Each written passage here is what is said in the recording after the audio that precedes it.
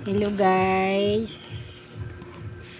tuturuan ko po kayo kung paano gumawa ng crop top, yung mga pakalat-kalat nyo sa bahay nyo hindi na ginagamit ng halimbawa po yung brief pong hindi na ginagamit ng asawa mo,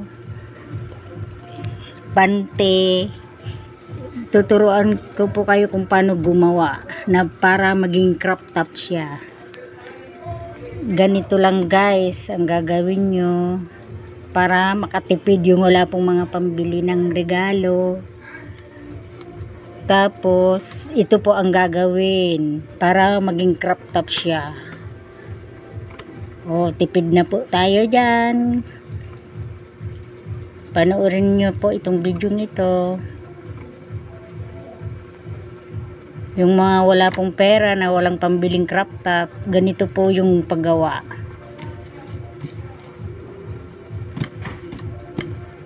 Di ba po ang ganda? Okay.